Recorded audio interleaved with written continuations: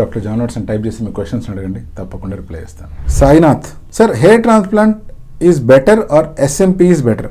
Better ఏది అంటే always hair transplantation అన్నిటికంటే బెటర్. ఎందుకంటే హెయిర్ ట్రాన్స్ప్లాంటేషన్ చేసినప్పుడు మీకు ఆ పెరిగే వెంట్రుకలు పూర్తిగా పెరుగుతాయి, దట్టంగా పెరుగుతాయి.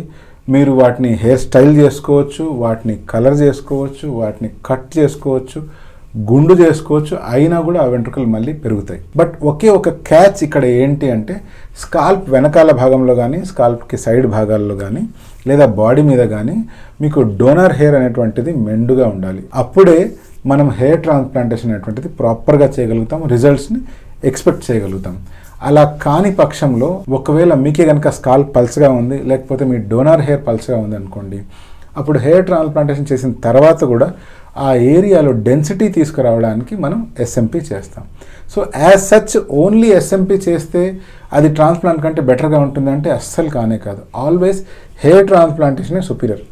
అలా కాకుండా మనకు డోనర్ ఏరియానే తక్కువ ఉంది అన్నప్పుడు అప్పుడు మనం ఎస్ఎంపీ హెల్ప్ తీసుకుంటాం. హెయిర్ ట్రాన్స్ప్లాంటేషన్ చేస్తే జుట్టు బాగా పెరుగుతుంది, ఎస్ఎంపీలో ఓన్లీ డాట్స్ కనిపిస్తాయి. హెయిర్ ట్రాన్స్ప్లాంటేషన్ చేసిన జుట్టు ఒకవేళ రాలిపోయిందంటే మళ్ళీ ఎక్కడ కొత్త జుట్టు మొలుస్తుంది.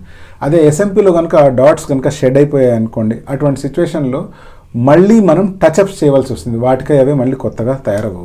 హెయిర్ ట్రాన్స్ప్లాంటేషన్ అనేది ఒక సర్జికల్ థింగ్, నొప్పి తెలియకుండా ఉండడానికి లోకల్ అనస్థీషియా ఇవ్వాల్సి వస్తుంది.